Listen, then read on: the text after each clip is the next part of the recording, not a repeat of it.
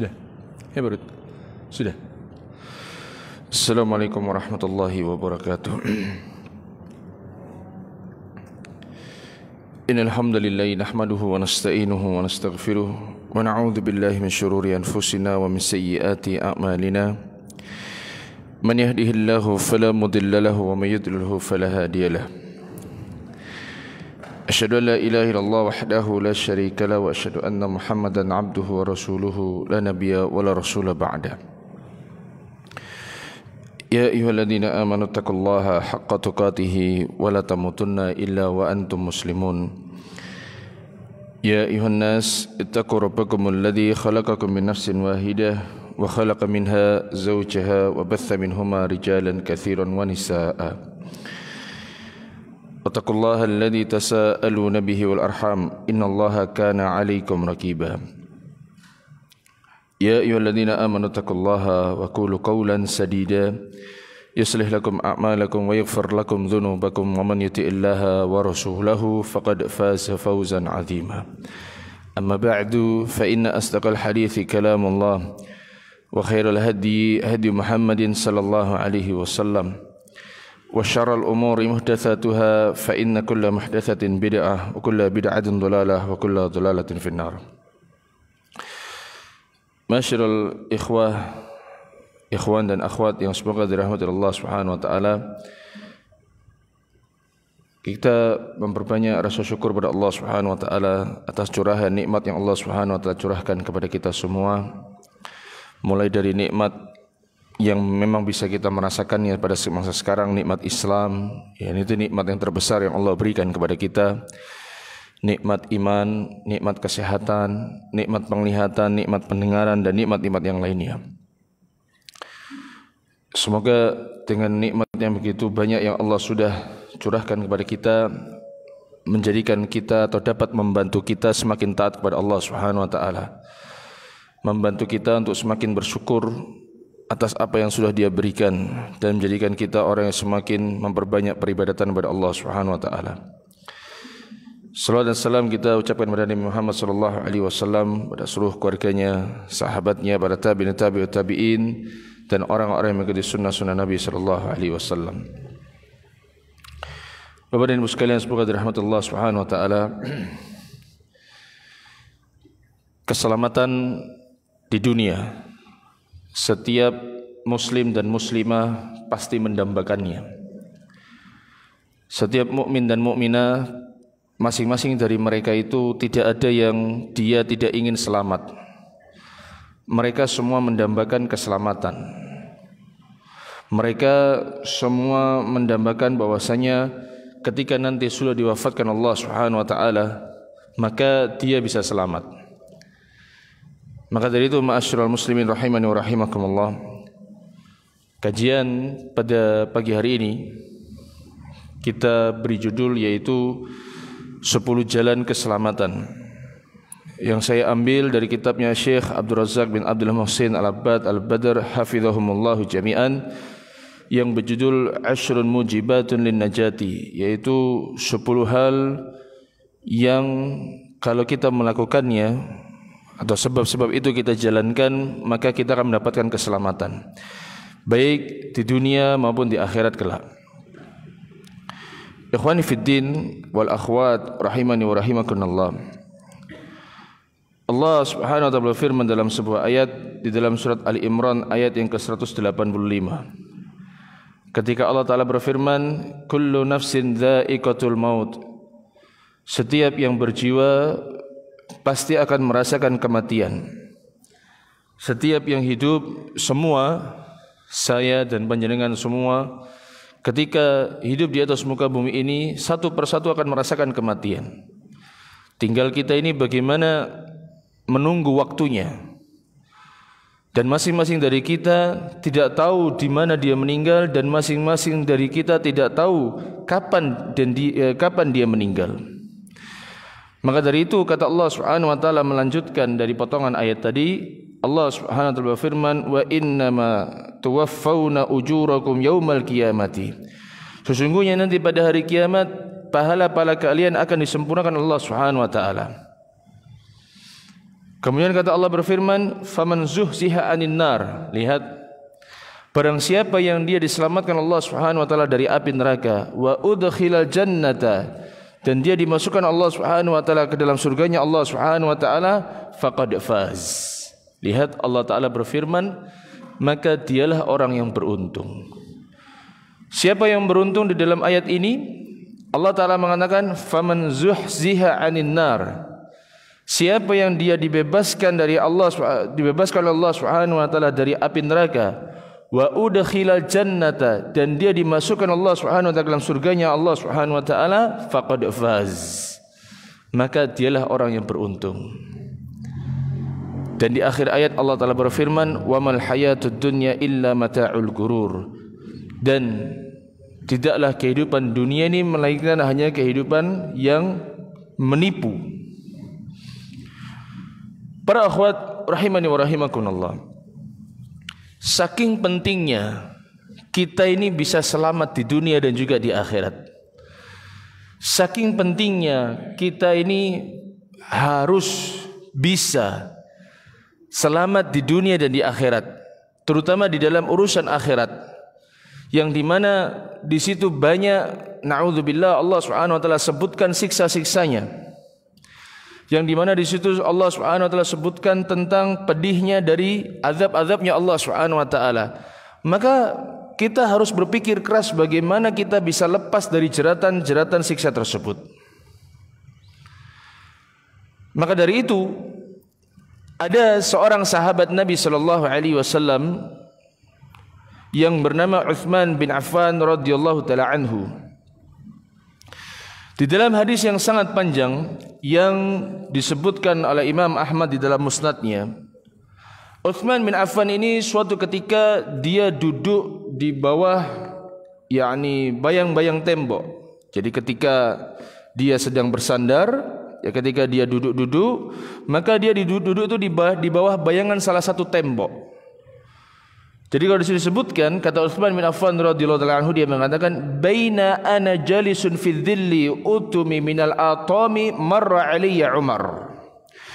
Ketika aku duduk di bayangan dari tembok-tembok yang ada, pernah suatu ketika Umar melewati diriku. Ini kata Uthman menceritakan, Bu.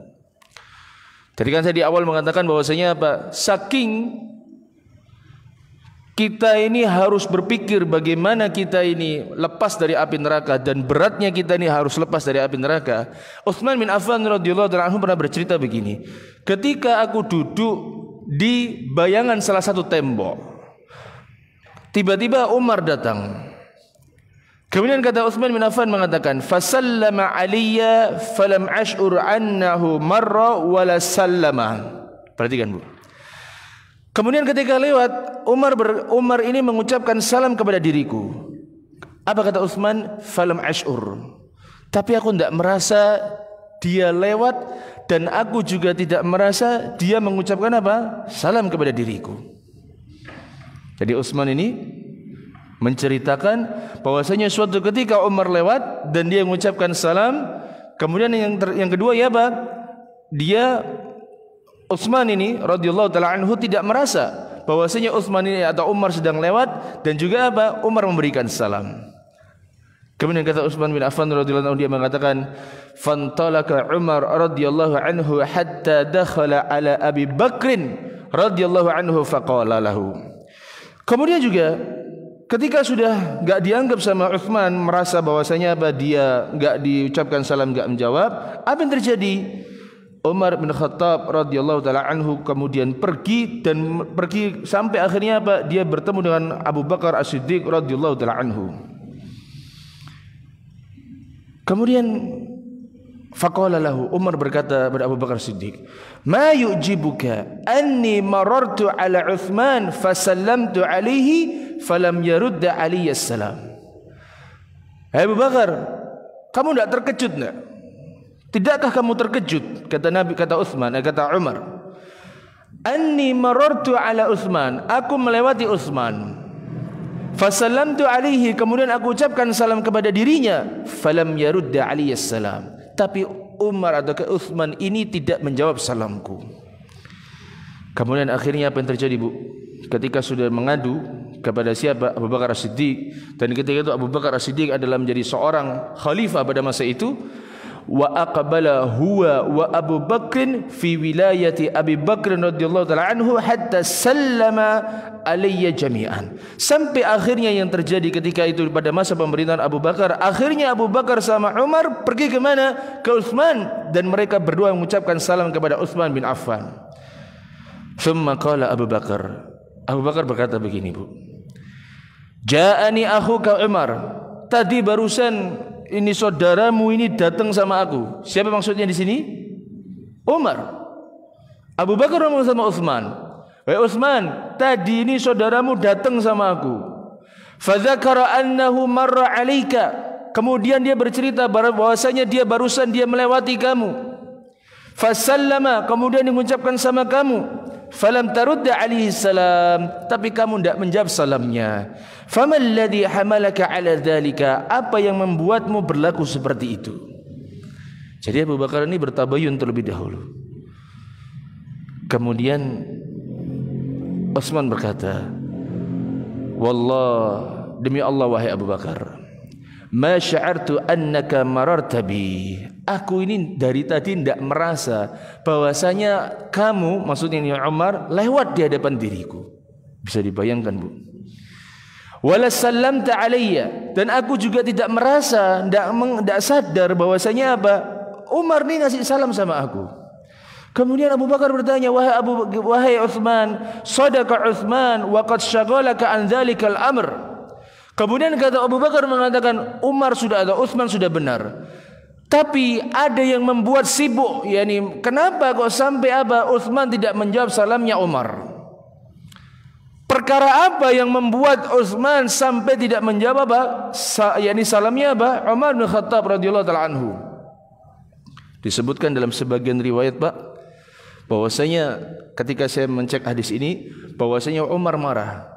Kamu tuh tidak jawab salamku karena apa? Karena kamu tuh asobiyah, yakni apa? Ta'assub kepada siapa? Kepada yakni apa namanya? Fam atau keluargamu, sehingga kamu enggak mau jawab salam dari aku. Tapi dalam hadis yang lain disebutkan langsung bahwasanya apa yang membuatmu sibuk? Kata Umar mengatakan, faqultu ajal, benar. Ada perkara yang membuat aku tersibukkan memikirkannya. Kemudian Abu Bakar berkata, qala wa ma huwa, apa yang dimaksud sibuk, yang membuat kamu ini sibuk memikirkan sampai kamu tidak jawab salamnya Umar? Faqala Utsman, tawaffahullah atau tawaffallahu azza wa jalla nabiyahu sallallahu alaihi wasallam qabla an nas'alahu an najati hadzal amr. Utsman berkata, Bu, Allah Subhanahu wa taala sudah mewafatkan Nabi sallallahu alaihi wasallam, tetapi aku belum pernah tanya kepada Nabi sallallahu alaihi wasallam bagaimana aku atau kita ini bisa selamat dari azabnya Allah Subhanahu wa taala. Bisa dibayangkan, Bu, Utsman ketika dia saking sibuknya memikirkan bagaimana dia selamat dari api neraka, sampai apa? Dia tidak jawab salamnya Umar bin Khattab radhiyallahu taala anhu. Kemudian Abu Bakar berkata, qad sa'altuhu an dzalika, wahai Utsman, aku ini sudah pernah bertanya kepada Nabi sallallahu alaihi wasallam. Qala faqumtu ilaihi faqultu lahu bi abi anta wa ummi anta haqqu biha.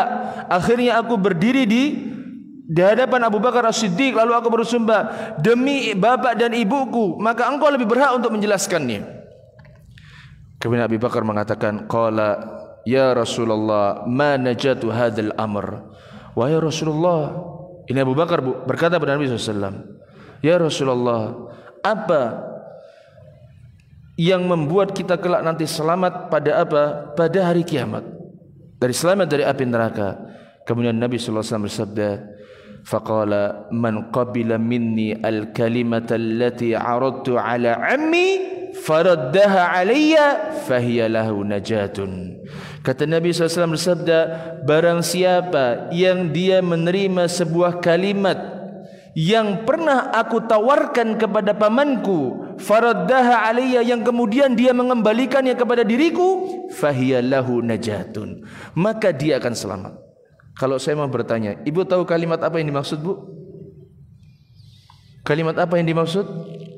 Nabi bersabda begini, Ya Rasulullah, mana jatuh hadzal amr? Bagaimana kita bisa selamat dari api neraka?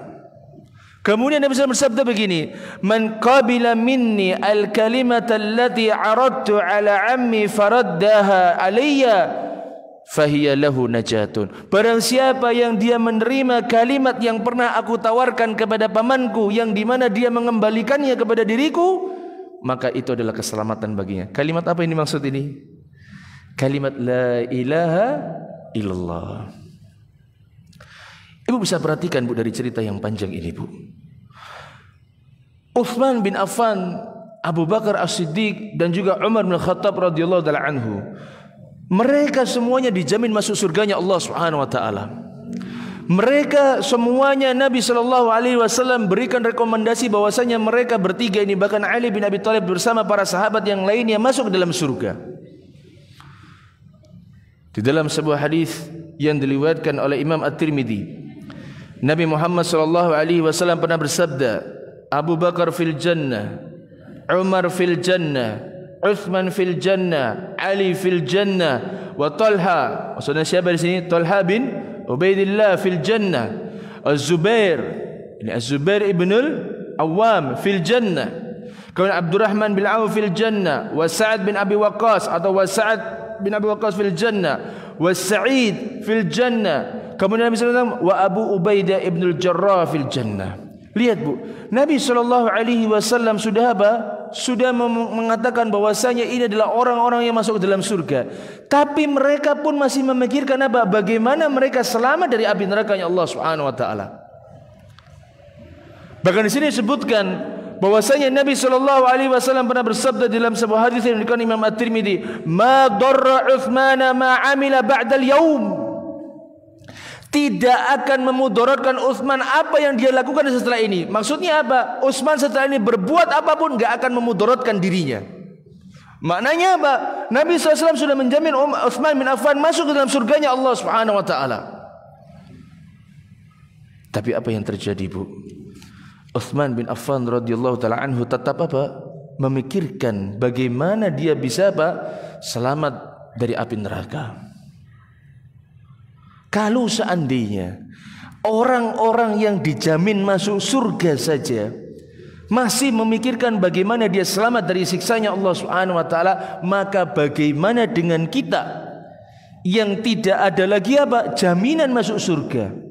Tidak ada lagi rekomendasi dari hadis Nabi sallallahu alaihi wasallam bahwasanya kita masuk surga Allah Subhanahu wa taala, maka kita justru adalah orang yang paling layak untuk apa? Memikirkan bagaimana kita selamat dari nerakanya Allah Subhanahu wa taala.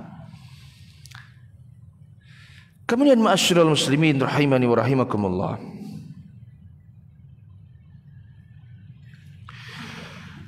ada di sebuah riwayat, ada seorang ulama yang bernama Abdullah bin Rawaha rahimahullah ta'ala, atau ada seorang sahabat yang bernama Abdullah bin Rawaha radhiyallahu ta'ala anhu. Riwayat ini diriwayatkan oleh Imam Al-Hakim dalam kitabnya Al-Mustadrak. Sahabat yang mulia Abdullah bin Rawaha radhiyallahu ta'ala anhu, bahwasanya ketika dia pernah di rumahnya, ia berada di dalam rumahnya, kemudian dia berada di sisi istrinya dan dia menangis. Lihat Bu, seorang sahabat bernama siapa tadi? Abdullah bin Rawaha radhiyallahu taala anhu. Ketika dia berada di rumah dan di sisi Nabi sallallahu alaihi wasallam, dia menangis. Atau di sisi istrinya dia menangis. Lalu istrinya bertanya, "Malladhi abkak?" Wahai suamiku, apa yang membuatmu menangis? Kenapa kau menangis? Apa yang dikatakan oleh Abdullah bin Rawaha Bu? Subhanallah. Dia langsung mengatakan, "Dzakartu qalallahi azza wa jalla wa in minkum illa wariduha kana ala rabbika hatman maqdiya." Abdullah bin Rawaha langsung berkata begini, aku teringat dengan firman Allah Subhanahu wa taala yang dia katakan dalam surat Maryam ayat yang ke-71. Yang di situ ada Al-Qur'an terjemahannya. Coba dibuka. Surat Maryam ayat yang ke-71. Abdullah bin Rawaha berkata begini, aku tiba-tiba teringat firman Allah Subhanahu wa taala di surat apa? Surat Maryam ayat ke-71. Apa kata Allah? Wa in minkum illa wariduha kana ala rabbika hatman maqdiya. Kata Allah Ta'ala mengatakan, dan tidak ada seorang pun dari kalian melainkan pasti akan mendatangi neraka.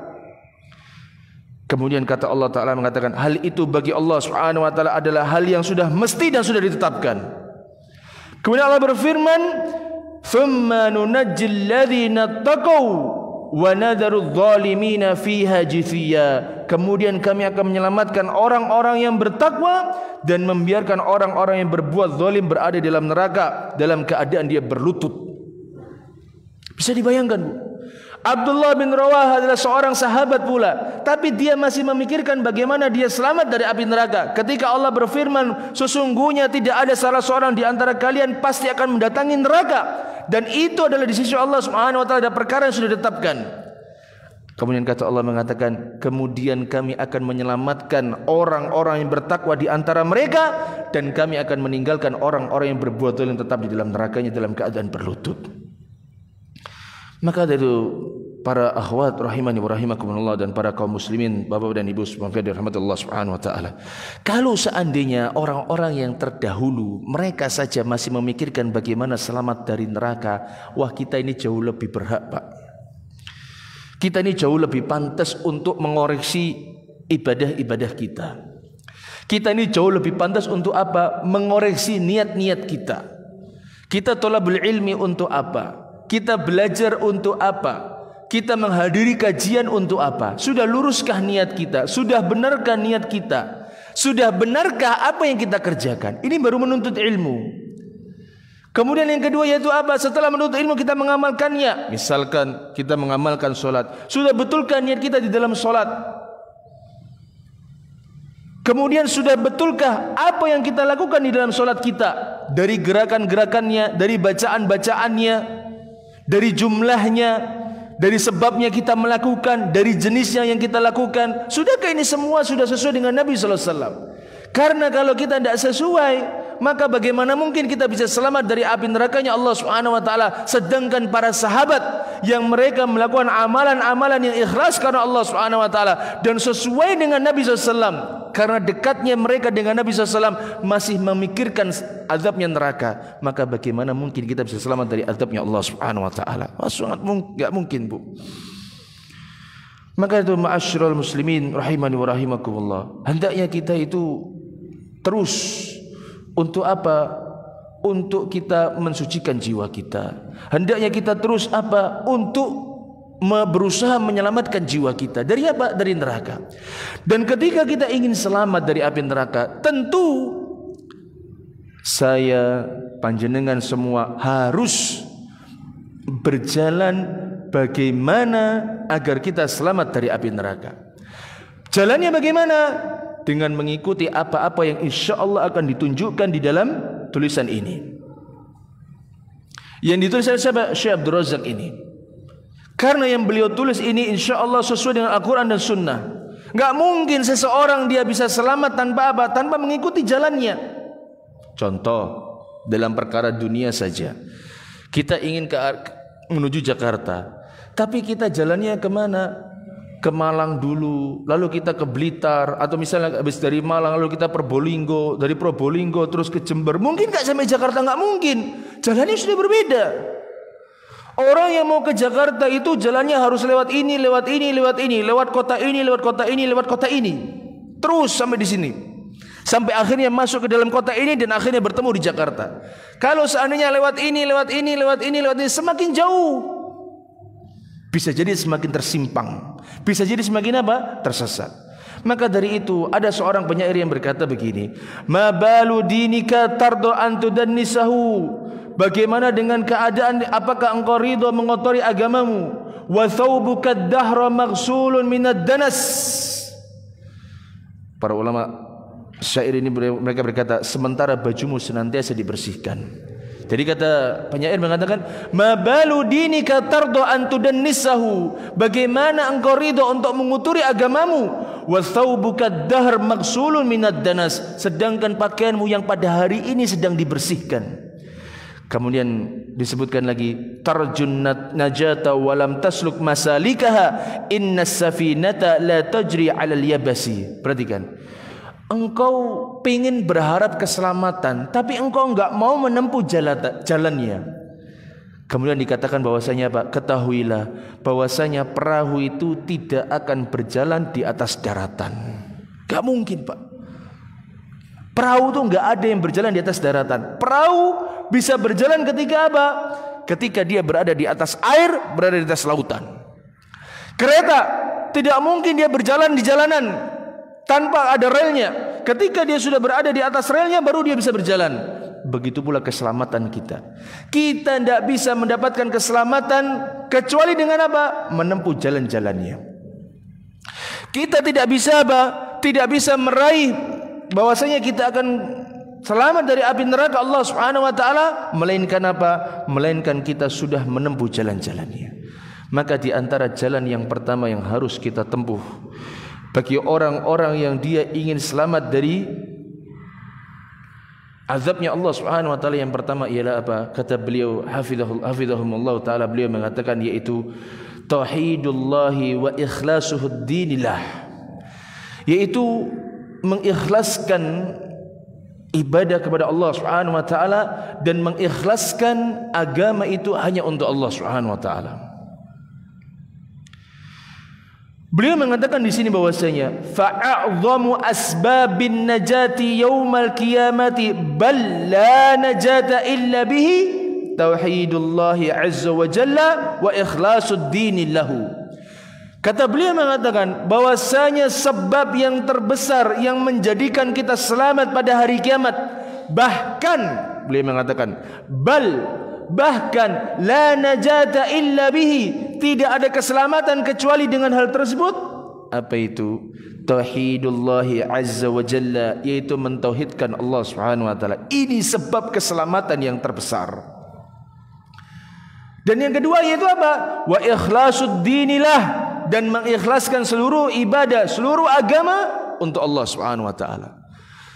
Ini sebab keselamatan yang terbesar yang ada pada hari kiamat kelak. Seseorang yaitu mengikhlaskan peribadatannya hanya untuk Allah Subhanahu wa taala. Seseorang dia mentauhidkan Allah Subhanahu wa taala. Dan ini bisa dilihat dari mana? Dari perkataan Nabi sallallahu alaihi wasallam tadi, yang ketika Nabi sallallahu alaihi wasallam berkata kepada Abu Bakar As-Siddiq, yang di mana Abu Bakar As-Siddiq akhirnya menyampaikan kepada siapa? Utsman bin Affan. Kan kata Nabi SAW tadi bagaimana Bu? Man qabila minni al-kalimata allati aradtu ala ammi faraddaha alayya fahiya lahu najatun. Kan kata Nabi SAW tadi berkata apa?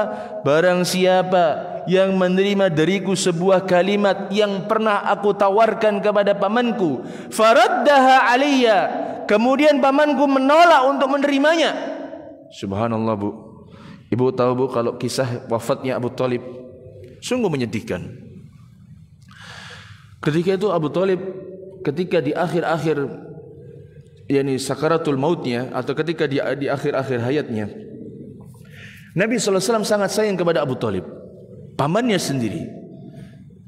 Kemudian ketika masuk pada mau wafatnya Abu Thalib, datang Nabi SAW kepada pamannya ini, lalu mengatakan, Ya am, wahai pamanku, kul kalimatan, sebagian Nabi disebutkan kul la ilaha illallah, katakanlah kalimat la ilaha illallah, uhajulaka biha indallahi yaumal qiyamati, katakanlah sebuah kalimat yaitu kalimat la ilaha illallah, yang dimana aku akan berhujjah kelak dengan kalimat tersebut untuk membelamu pada hari kiamat kelak.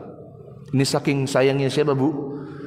Nabi SAW kepada pamannya Abu Thalib, wahai pamanku, katakanlah sebuah kalimat la ilaha illallah, yang dimana kalimat tersebut aku akan kelak membela engkau pada hari kiamat. Subhanallah. Apa yang terjadi Bu? Teman-temannya Abu Thalib, di antaranya Abu Jahal dan Abdullah bin Umayyah, dia mengatakan, wahai Abu Thalib, atarghabu an millati Abdul Muttalib? Hei Abu Thalib, kau tuh benci dah sama agamanya Abdul Muttalib. Subhanallah. Bisa dibayangkan Bu? Jadi Nabi SAW mengajak siapa? Mengajak pamannya Abu Thalib untuk apa? Ya, untuk masuk ke dalam surganya Allah Subhanahu wa taala dengan mengucapkan kalimat la ilaha illallah. Tetapi apa yang terjadi? Sohib-sohibnya Abu Talib ini, ya, paman-pamannya yang lain mengatakan, ya Abu Talib, atarghabu an millati Abdul Muttalib? Wahai Abu Talib, kau wis benci dah sama agamanya Abdul Muttalib. Subhanallah, Bu. Maka benar, Bu, firman Allah Subhanahu wa taala di dalam surat Ghafir. Nama lain surat Ghafir surat apa, Bu? Ayo, siapa yang tahu nama lain dari surat Ghafir?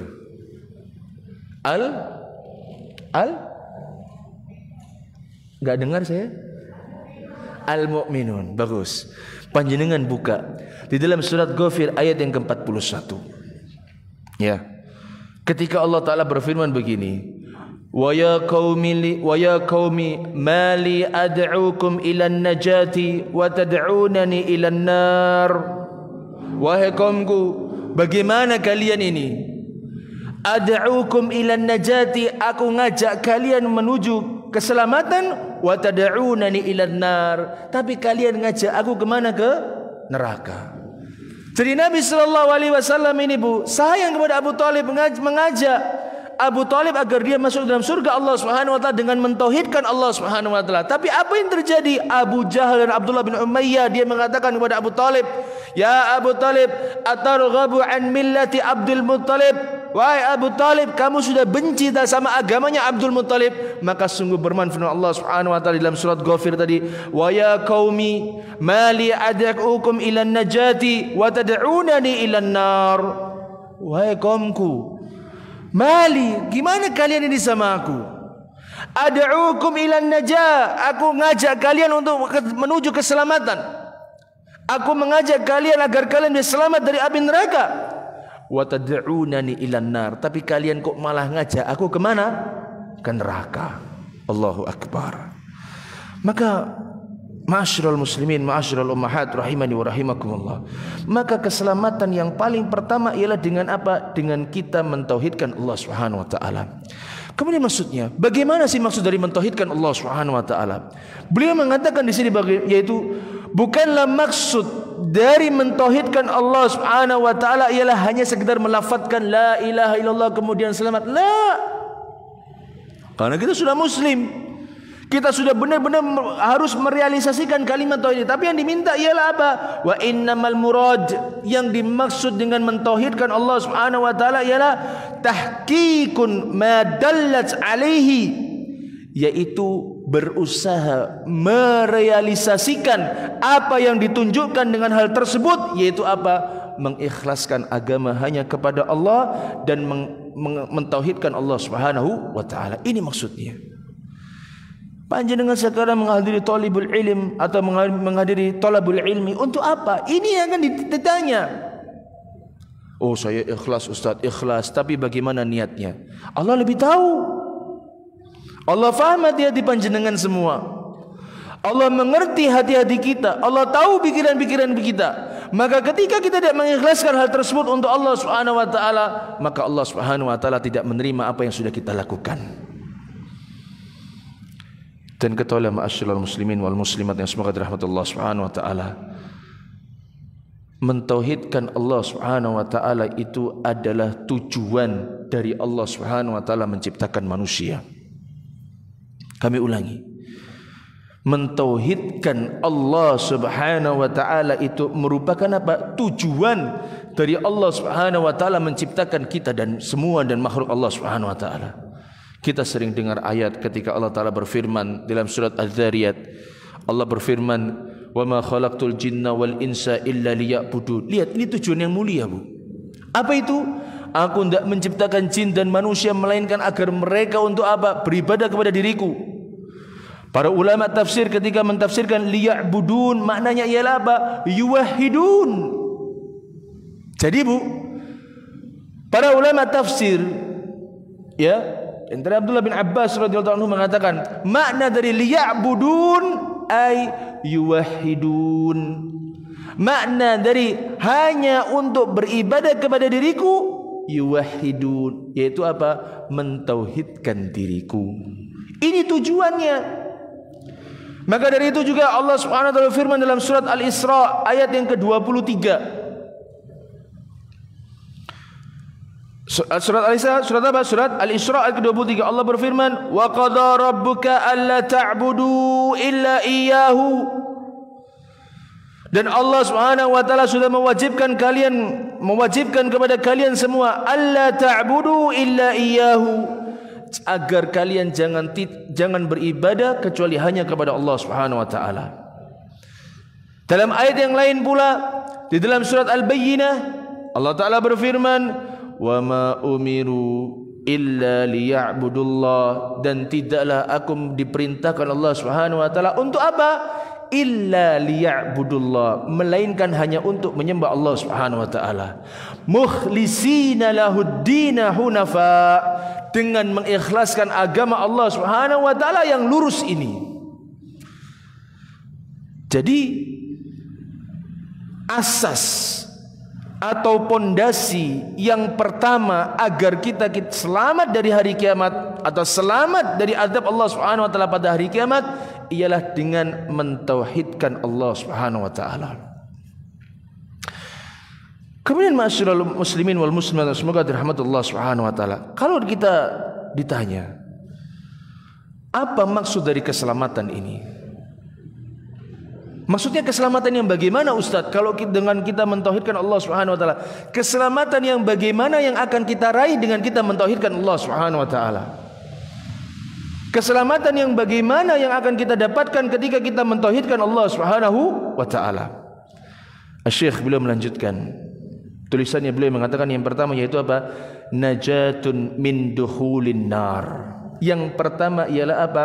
Selamat dari masuk neraka Allah Subhanahu wa taala. Maksudnya apa? Kita ini tidak dimasukkan Allah Subhanahu wa taala ke dalam apa? Nerakanya Allah Subhanahu wa taala. Ini keselamatan yang pertama maksudnya itu.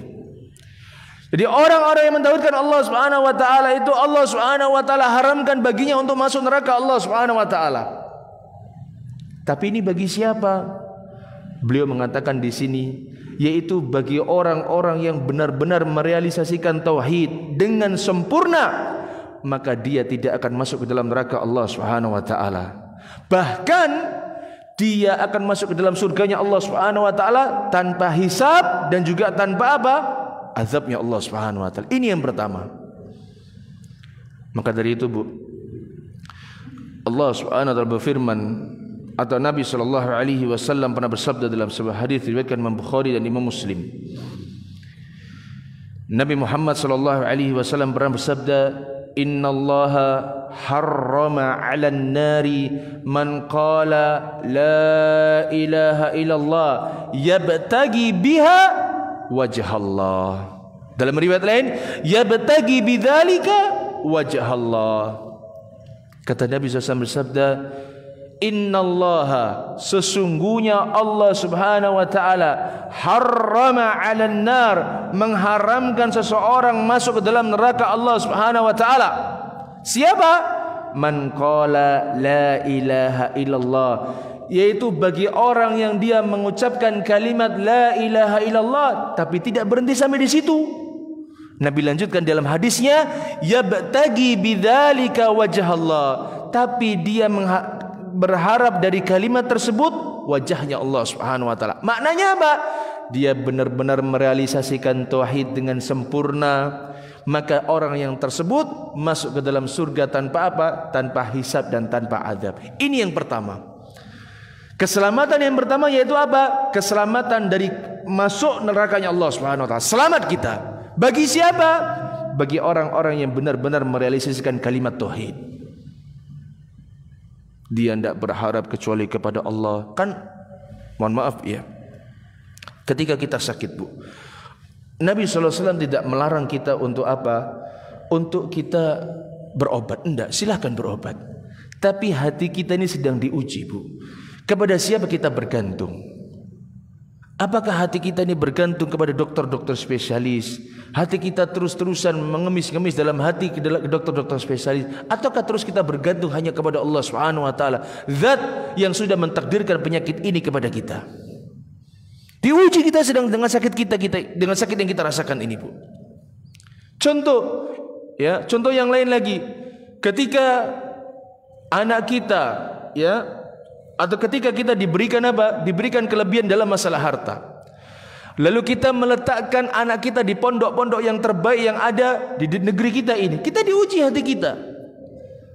Apakah kalau kita menyekolahkan anak kita di pondok ini, mohon maaf ya, sebagian orang kalau seandainya anaknya masuk pondok tertentu, pondok yang bagus, ya, pondok yang terkenal, ya, yang di situ misalnya banyak mencetak orang-orang yang baik, terkadang hati kita itu apa? Diuji, Bu. Oh, lihat nih anakku nih, bisa masuk pondok ini, anakmu tidak bisa.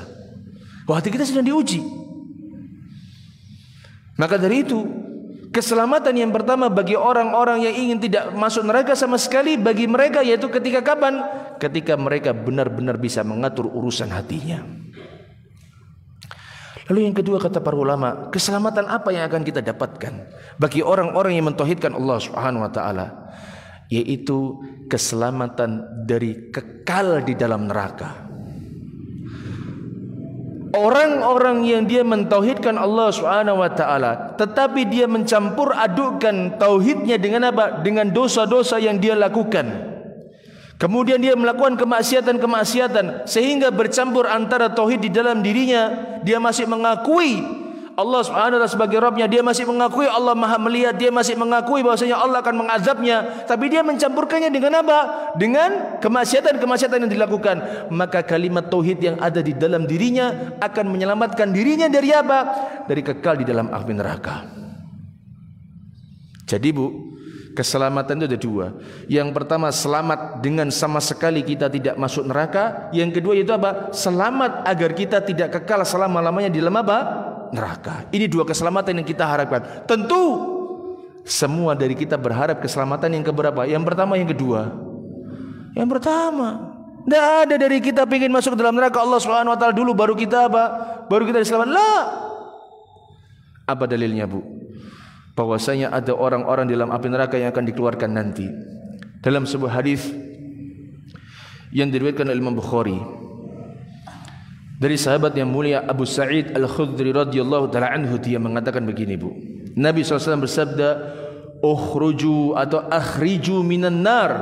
Keluarkan dari api neraka man kana fi qalbihi, barang siapa yang ada di dalam hatinya mithqalu habbatin min khardalin min iman, yaitu apa? Seberat biji sawi keimanan. Lihat, Bu, dalam hadis ini kita sudah mengindikasikan, mengisyaratkan bahwasanya nanti ada dari penduduk neraka, ya, yang dimana akan dikeluarkan dari nerakanya Allah Subhanahu wa taala, dan dia apa? Dan dia yakni apa namanya? Masih ada keimanan di dalam hatinya. Tentu setelah dia keluar dari api neraka, maka dia dimasukkan dulu ke dalam apa? Sungai kehidupan. Nanti dalam sebuah hadis ada cukup yang jadi yang sangat panjang, bahwasanya orang yang keluar dari api neraka itu, maka dia dalam keadaan kosong. Lalu dia dimasukkan dalam sungai kehidupan tersebut, lalu baru dia dimasukkan ke dalam apa? Surganya Allah Subhanahu wa taala. Ini menunjukkan bahwasanya dengan mentauhidkan Allah Subhanahu wa taala itu ada bisa yang menyelamatkan kita dari benar-benar tidak masuk neraka, dan ada pula yang bisa menyelamatkan kita apa? Agar kita tidak kekal di dalam neraka. Kemudian ma'asyiral muslimin rahimani wa rahimakumullah, Allah Subhanahu wa taala berfirman di dalam sebuah ayat tentang 3 kelompok manusia, yang dimana 3 kelompok manusia ini memiliki tempatnya masing-masing. 2 selamat dari api neraka dan 1 tetap di nerakanya Allah Subhanahu wa taala.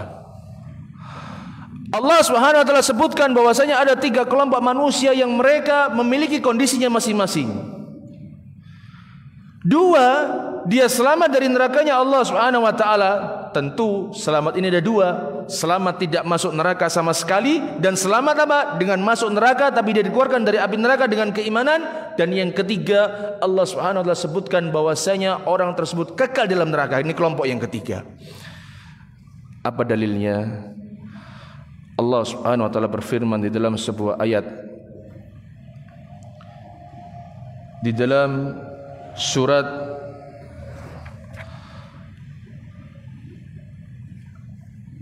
Sebentar. Di dalam surat Fatir kalau tidak salah. Baik, di dalam surat Fatir ayat yang ke-32 sampai ayat yang keberapa? Ayat yang ke-33. Di dalam surat Fatir ayat yang ke-32 sampai ayat yang keberapa? Ayat yang ke-33. Ya.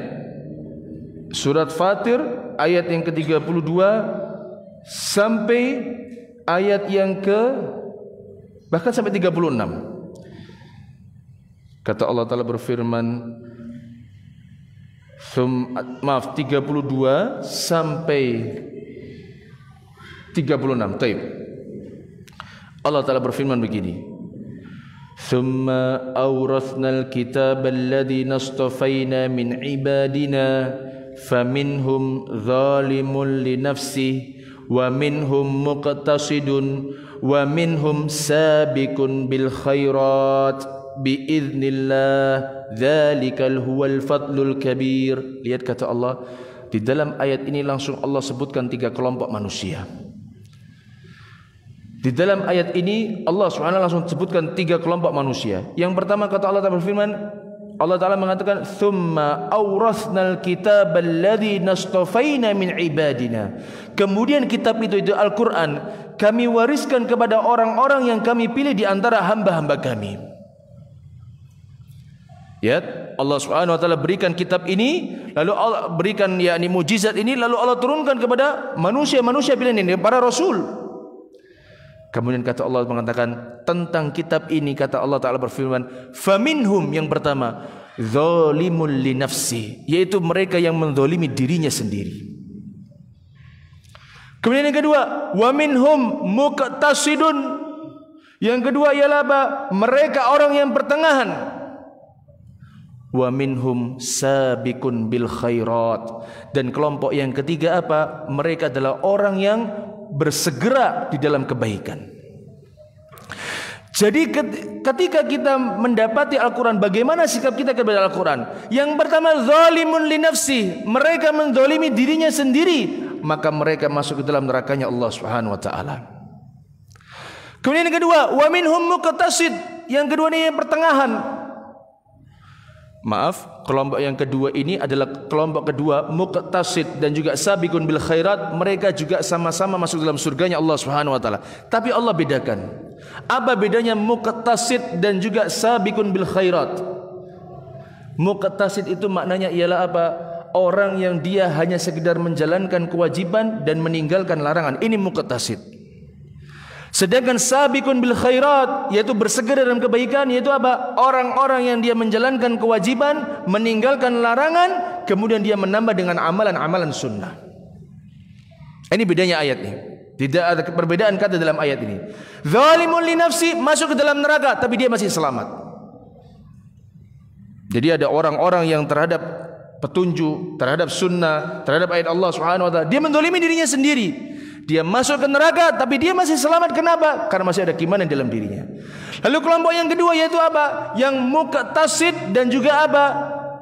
Sabiqun bil khairat. Apa bedanya muqtasid itu?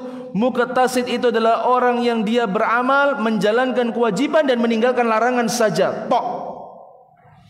Sedangkan sabiqun bil khairat ialah kata para ulama yaitu apa? Orang yang dia menjalankan kewajiban, kemudian dia meninggalkan larangan-larangan, ditambah dengan menjalankan amalan-amalan sunnah. Ini sabiqun bil khairat.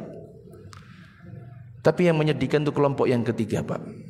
Kata Allah Ta'ala berfirman, walladzina kafaru, adapun orang-orang yang mengkufuri Al-Quran ini, mengkufuri sunnah Nabi SAW, mengkufuri Allah Subhanahu wa ta'ala, lahum naru jahannam la yuqda alaihim fayamutu wa la yukhaffafu anhum min adzabiha. Apa kata Allah? Adapun orang-orang yang kafir terhadap ayat-ayat kami, mereka akan dibinasakan Allah Subhanahu wa taala sehingga mereka mati, kemudian dan tidak akan dikurangi azabnya sedikit pun. Jadi sekarang tinggal kita pilih ini. Kita mau masuk yang ke dalam surganya Allah Subhanahu wa taala tanpa hisab, tanpa azab, maka ini adalah orang muqtasid dan sabiqun bil khairat. Atau yang kedua, kita mau masuk surganya Allah Subhanahu wa taala tapi kita mampir dulu ke dalam nerakanya Allah Subhanahu wa taala. Ini orang-orang yang zalimun li nafsi, yang mendolimi dirinya sendiri. Atau yang ketiga, kita ingin apa? Ingin masuk nerakanya Allah Subhanahu wa taala dengan apa? Dengan kita mengkufuri ayat Allah Subhanahu wa taala. Tentu yang kedua dan ketiga kita ini tidak ingin. Maka dari ma'asyiral muslimin rahimani wa rahimakumullah, keselamatan yang pertama yang Allah sebutkan ialah dengan apa? Atau disebutkan di sini itu dengan apa? Dengan mentauhidkan Allah Subhanahu wa taala. Yang kedua, yaitu ittiba'u sunnati an-nabi sallallahu alaihi wasallam, yaitu mengikuti sunnahnya Nabi sallallahu alaihi wasallam. Perlu diketahui, seseorang ketika dia perhatian terhadap sunnah Nabi sallallahu alaihi wasallam, kemudian dia perhatian kepada petunjuk-petunjuk dari Nabi sallallahu alaihi wasallam, baik dia dengan mempelajarinya, baik dengan dia memahaminya dengan benar, baik dengan dia mencatatnya, baik dengan dia mengajarkannya, baik dengan dia melakukannya, maka inilah sebab terbesar seseorang dia selamat dari nerakanya Allah Subhanahu wa taala. Ketika seseorang dia benar-benar perhatian terhadap sunnah Nabi sallallahu alaihi wasallam, tidak merendahkan sunnah Nabi sallallahu alaihi wasallam, kemudian dia benar-benar menta'zim, mengagungkan sunnah Nabi sallallahu alaihi wasallam, maka baginya keselamatan.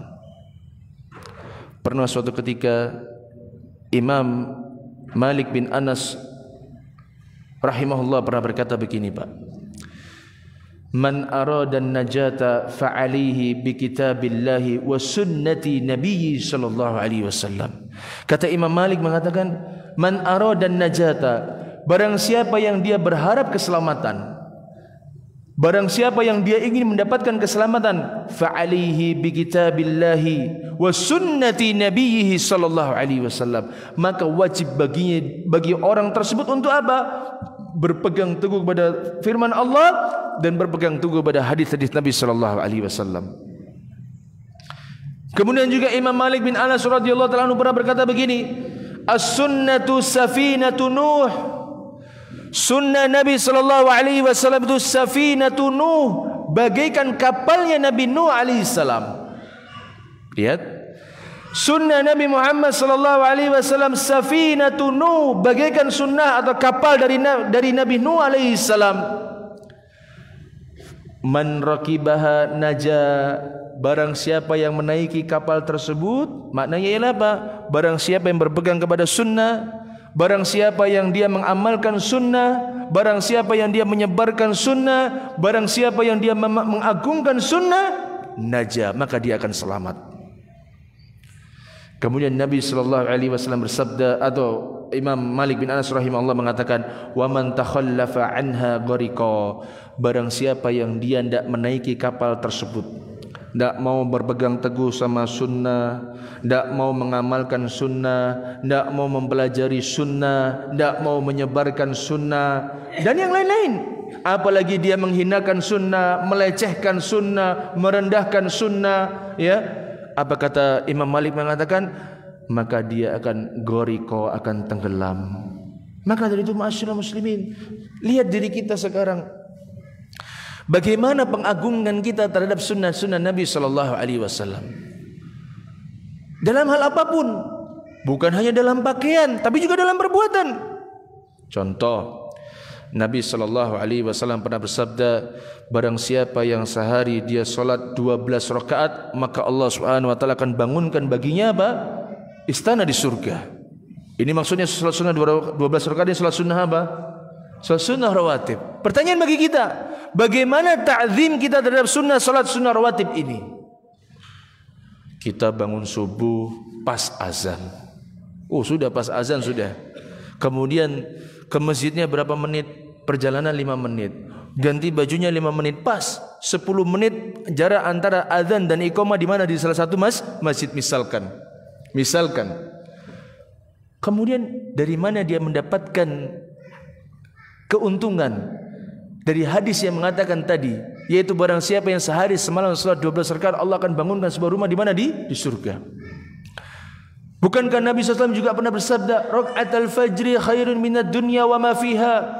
2 solat sunnah sebelum solat fajar, sebelum solat subuh itu lebih baik daripada dunia dan seisinya. Lah sekarang kalau bangunnya pas azan subuh, kemudian dia ganti 5 menit, perjalanan 5 menit yang dimana 10 menit dia habiskan itu seperti sama dengan jarak antara azan dan iqamah dari salah satu masjid. Bagaimana dia mendapatkan keutamaan sunnah ini? Bagaimana kondisi dia dalam mengagungkan sunnah ini? Tidak ada. Ini baru satu sunnah yang lainnya. Ini baru satu sunnah saja, belum sunnah-sunnah yang lainnya.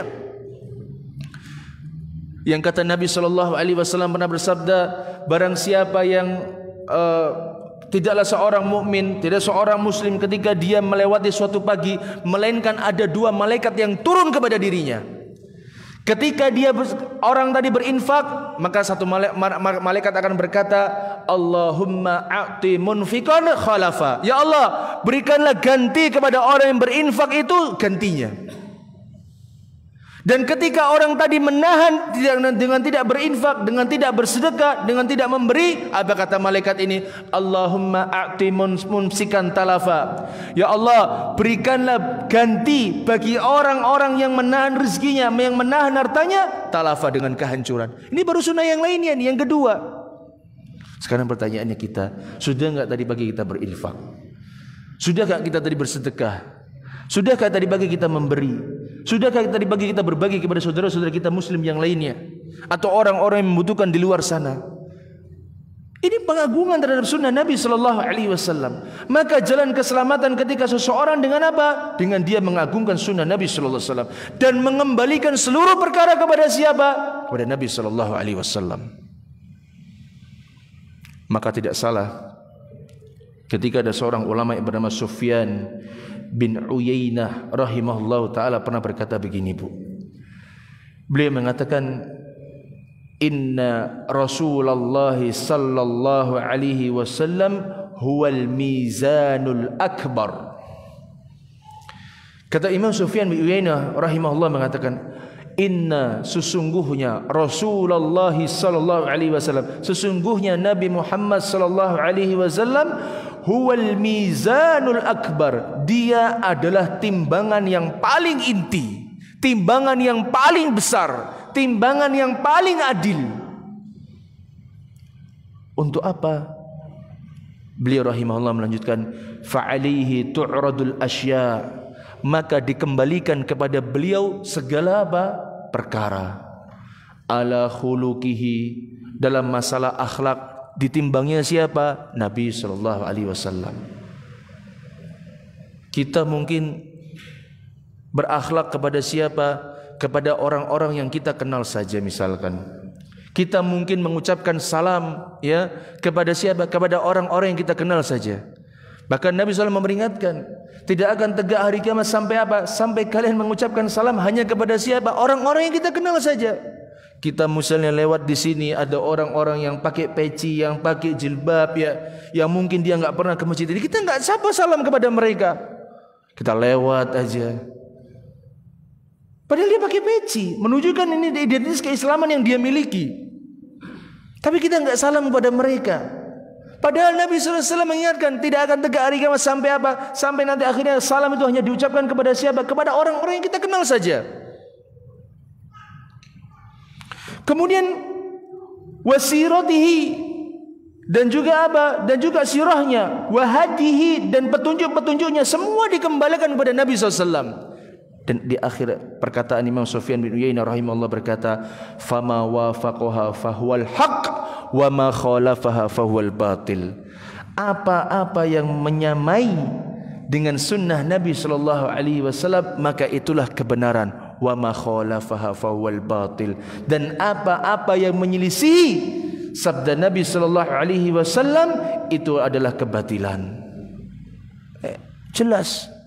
Maka sekarang kalau kita ada masalah, kalau ingin masalah kita cepat kelar, kembalikan sama siapa? Nabi SAW. Selesai perkara. Nabi ketika masalah ini bagaimana sih Nabi bersikap, kita kembalikan kepada Nabi SAW.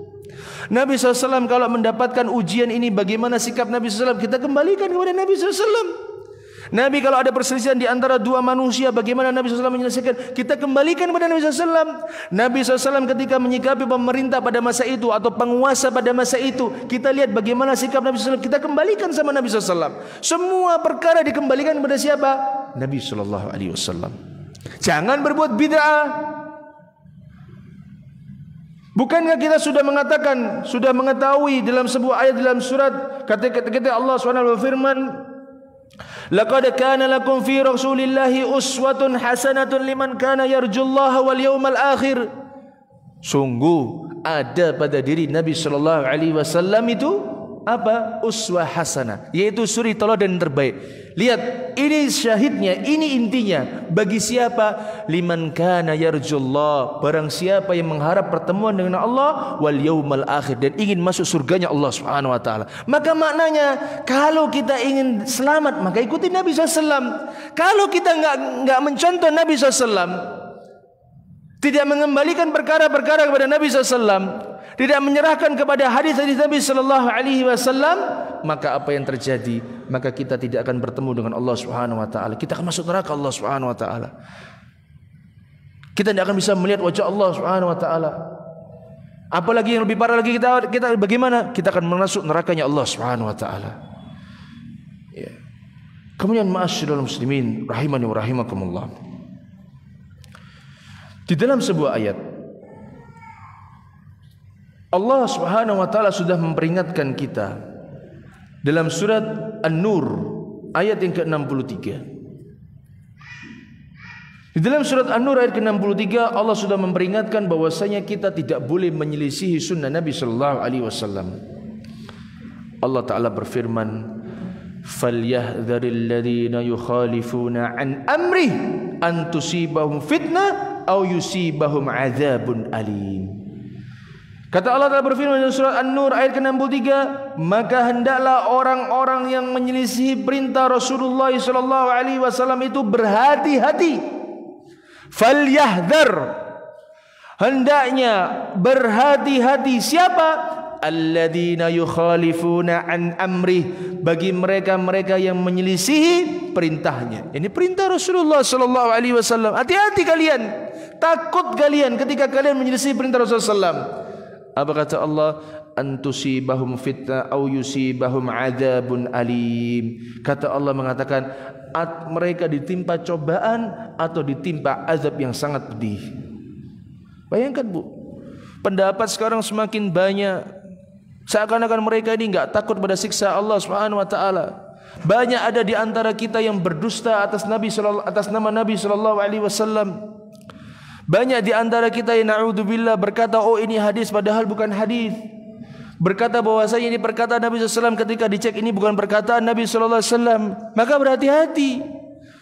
Ya, terlebih sebagai seorang ustaz misalkan, hati-hati ketika menyandarkan kepada Nabi SAW. Pastikan betul itu adalah sabda Nabi SAW.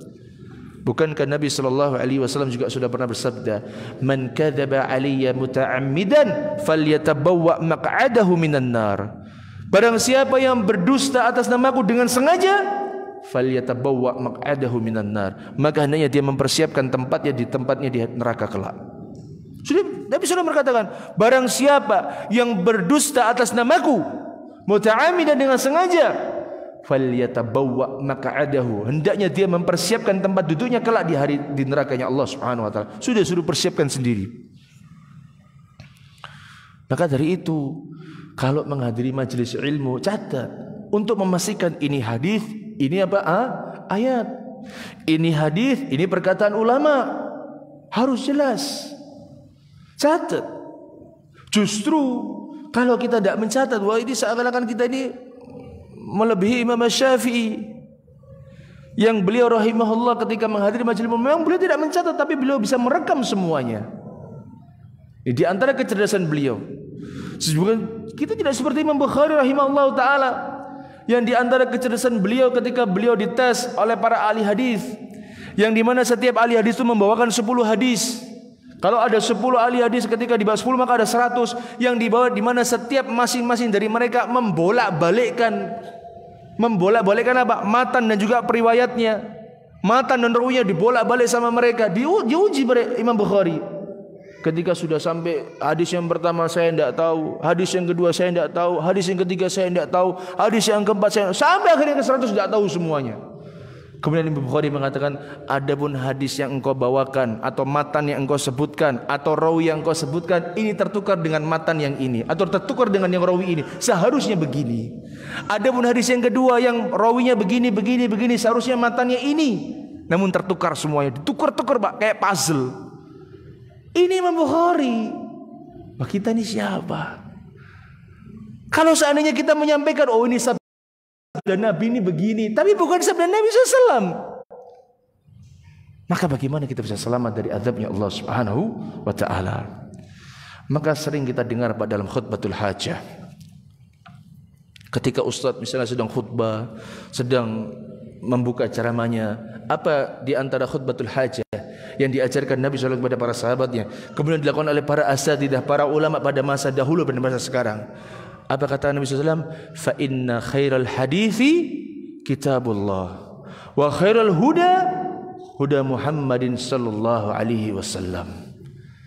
Perhatikanlah, sebaik-baik perkataan ialah apa? Kitabullah.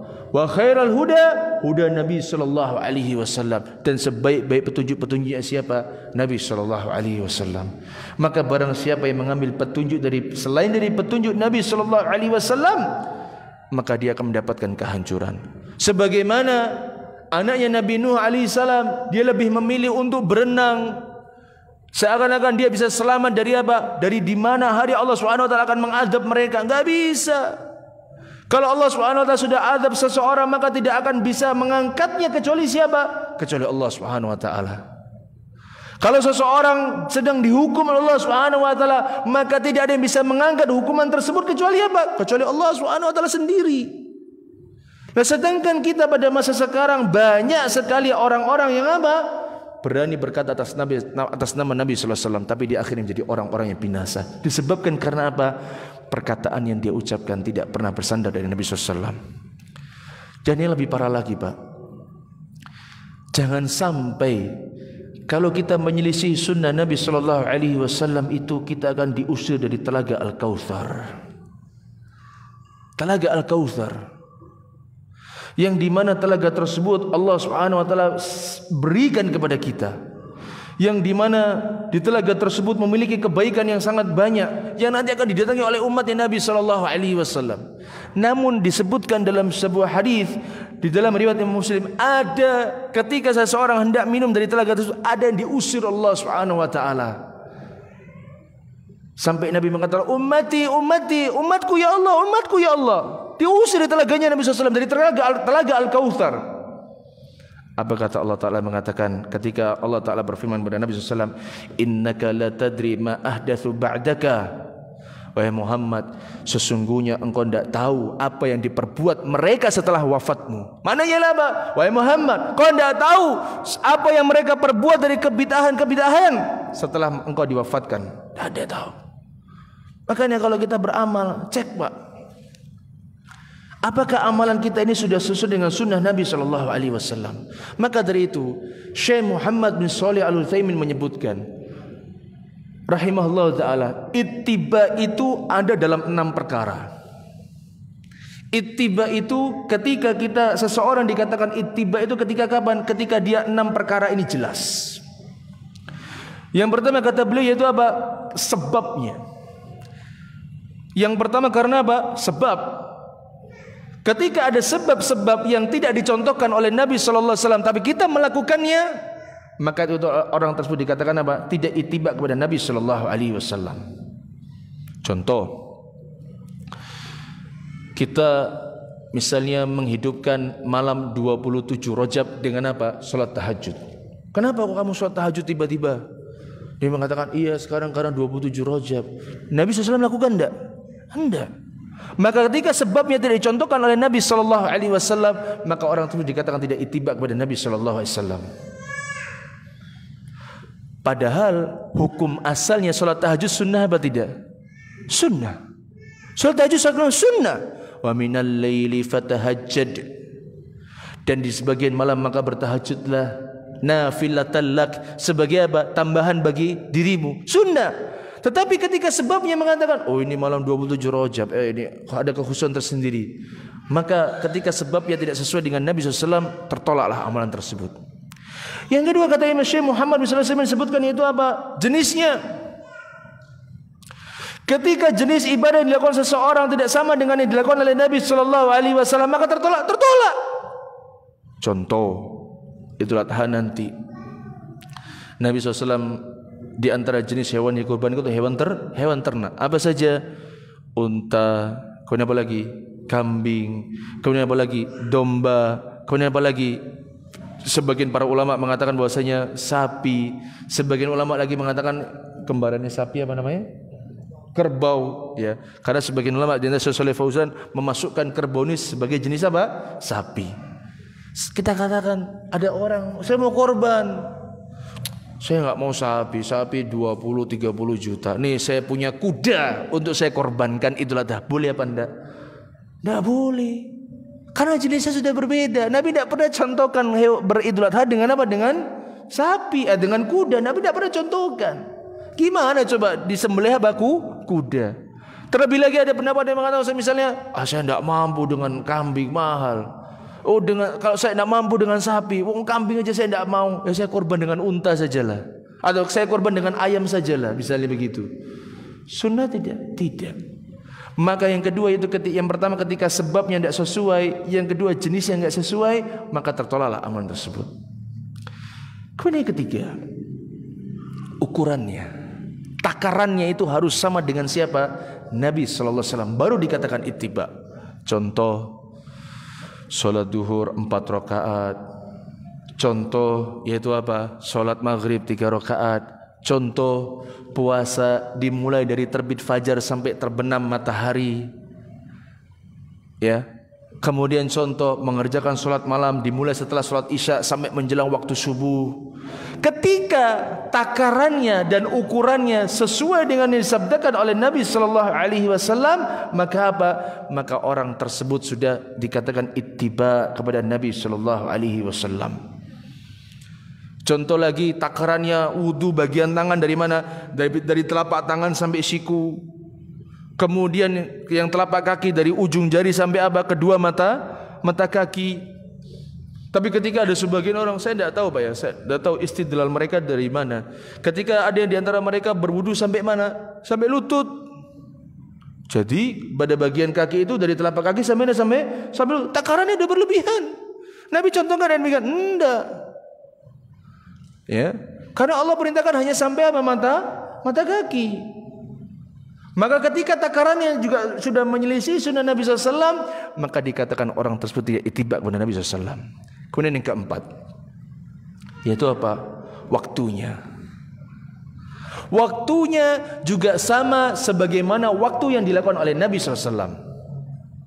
Subuh waktunya kapan? Duhur waktunya kapan? Sahur waktunya kapan? Buka waktunya kapan?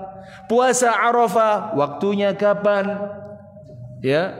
Bagi orang-orang yang haji dan umrah ini atau orang berangkat haji, kapan lempar jumrah? Waktunya kapan? Itu harus benar semuanya.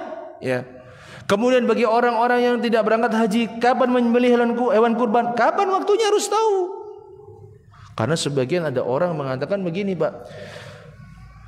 Kan Nabi SAW pernah bersabda, barang siapa yang menyembelih hewan kurban sebelum dilaksanakan sholat, maka hewannya itu menjadi apa? Hewan kurban biasa. Ada sebagian orang, dia menganggap, ya penting sekarang sudah 10 Dzulhijjah, belum sholat Pak, pagi-pagi jam 4 disembelih. Dia niatnya untuk apa? Untuk hewan kurban, untuk apa? Untuk dijadikan pada hari Idul Adha. Tapi dia sembelih sebelum dilaksanakan sholat, maka tidak sah. Sah menjadi apa? Hewan kurban biasa. Tetapi tidak sah ketika dikatakan sebagai apa? Hewan kurban ini dipersembahkan pada waktu Idul Adha. Ada enggak demikian? Ada. Sembelih pagi-pagi jam 3, padahal belum dilaksanakan sholat. Ya. Harus tahu waktunya. Dan berakhirnya kapan? Pada hari ke-13.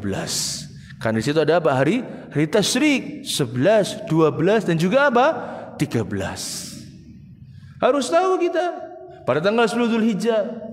Tapi ada orang-orang liberal pada zaman sekarang, dia mengatakan dengan lancangnya, kenapa sih umat Islam itu kok, ya ini orang Islam Pak, tapi dia liberal. Dia mengatakan, ketika kemarin ada beberapa tahun lalu ada kejadian di Terowongan Mina kalau tidak salah ya, yang banyak meninggal orang pula itu, atau di pada lempar jauh atau gimana beberapa tahun lalu itu, dikatakan daripada banyak yang mati di sana karena berdesak-desakan pada bulan apa? Dzulhijjah, ya hajinya di bulan yang lain loh. Seenaknya sendiri. Dengan lancangnya dia berani berkata demikian. Daripada banyak yang mati rakyat kita di sana gara-gara berdesak-desakan mereka melaksanakan ibadah haji bulan Dzulhijjah, ya di bulan yang lain. Subhanallah. Maka ketika waktunya tidak sesuai dengan waktu dijalankan Nabi SAW, maka dikatakan dia tidak ittiba. Yang kelima, yaitu apa? Tempatnya.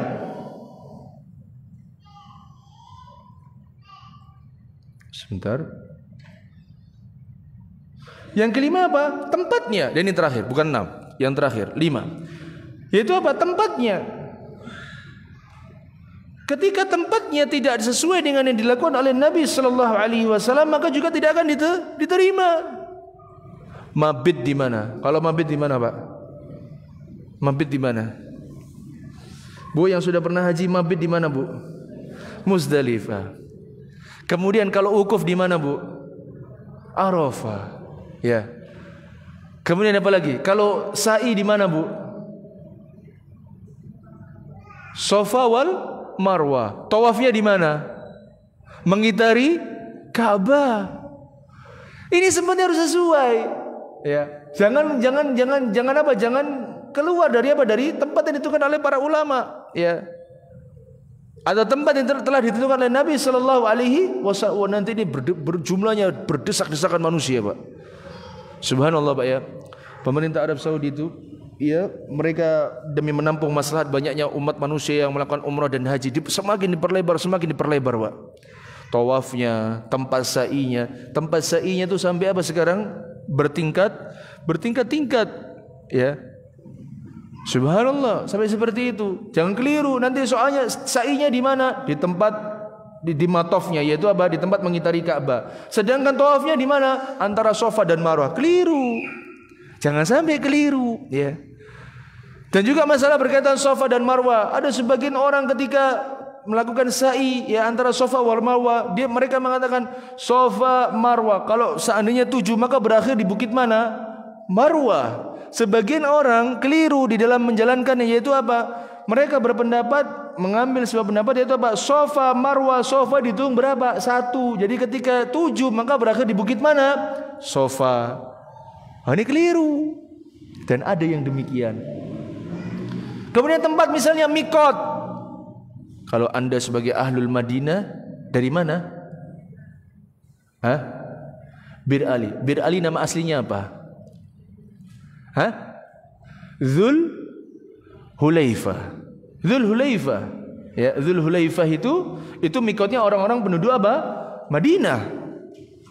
Jadi orang-orang yang yakni umrah ataupun haji datang dari kota Madinah, maka dia apa? Mikotnya di mana? Di Dzul Hulaifah.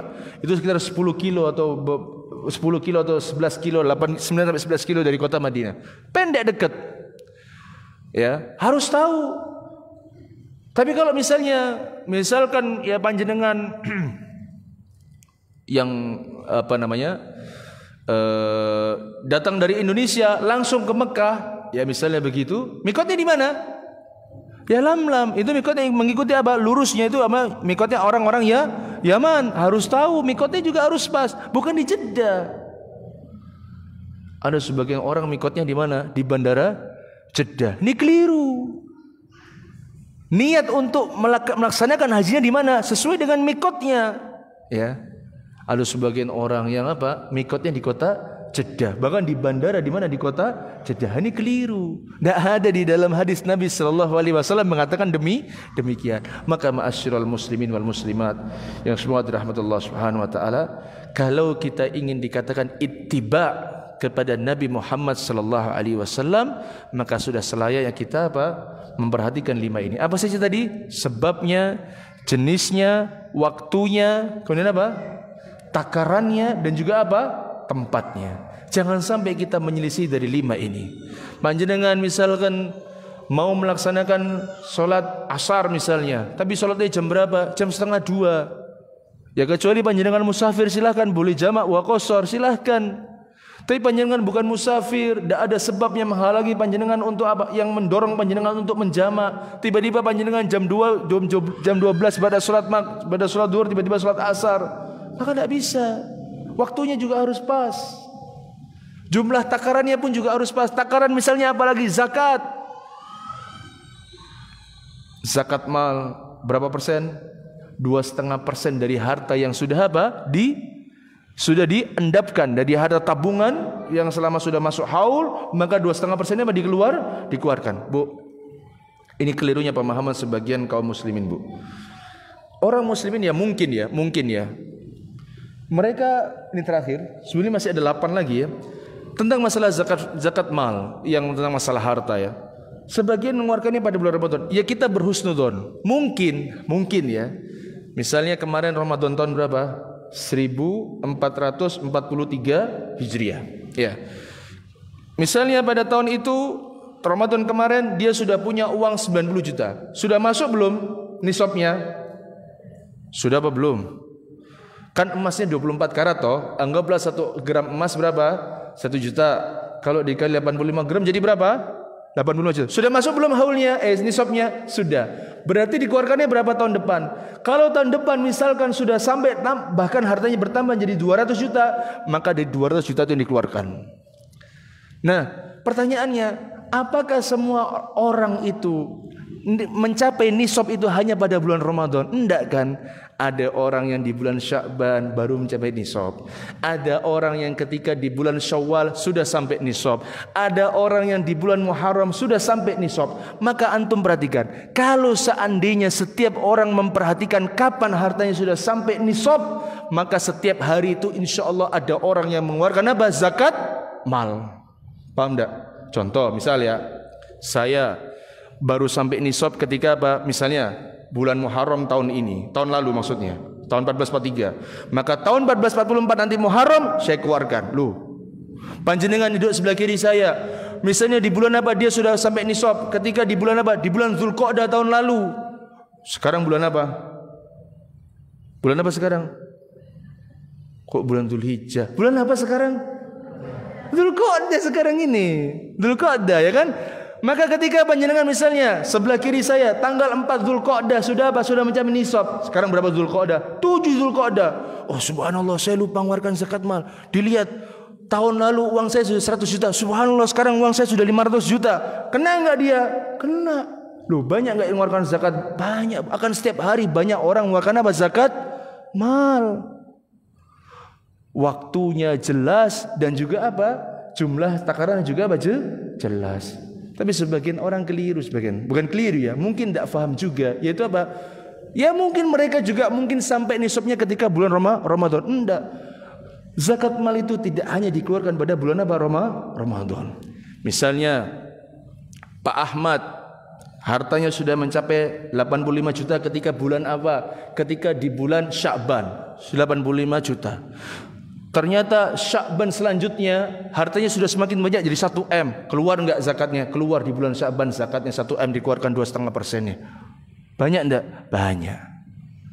Jadi zakat mal itu, Bu, kalau kita benar-benar perhatikan setiap hari, insya Allah pasti akan banyak orang yang mengeluarkan apa? Zakat malnya. Tapi orang-orang banyak kan lalai, Bu.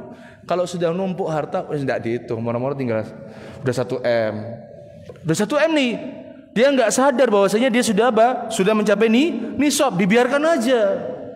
Giliran waktu padahal nisabnya itu baru 1 M di bulan apa? Sya'ban. Kemudian datang Ramadan nih. Ustaz, ini hasilnya sudah 1 M, Ustaz.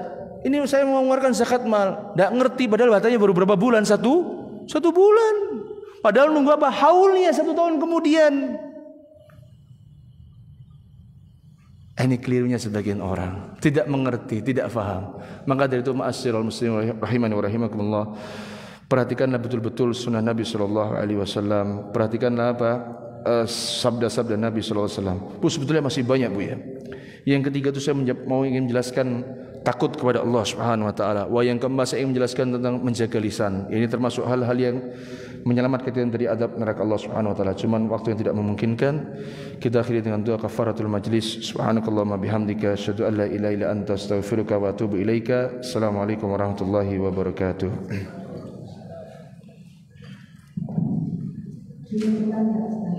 Naam.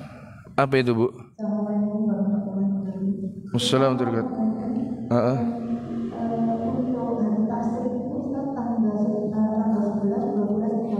Naam.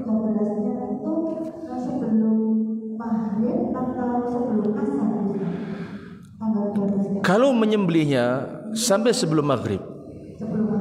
Tapi berakhirnya takbir yang kita takbir mutlak yang bisa diucapkan setelah sholat itu sampai apa? Waktu asar. Paham, Bu ya? Kan kalau misalnya ba'da sholat kita sedang ingin bertakbir ya, Allahu akbar, Allahu akbar, Allahu akbar, la ilaha illallah, Allahu akbar, Allahu akbar, walillahil hamd. Itu berakhirnya di mana? Pada waktu asar pada hari yang ke-13. Cuma menyembelihnya, maka yang saya pernah baca yaitu apa? Sampai sebelum maghrib boleh. Naam. Di hari ke-13, Bu ya. Jadi sebelum maghrib. Tapi ketika waktu maghrib di hari ke-13, misalnya 10 ya. Sekarang 10 hari apa ini?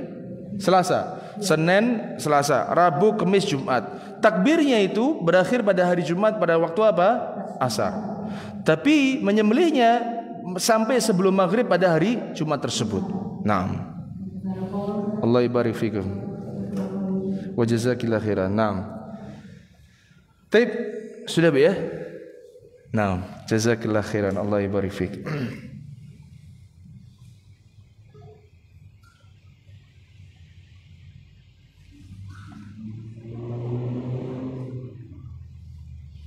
Mana Mas Rudi? Allah musta'an. Ngapain dia?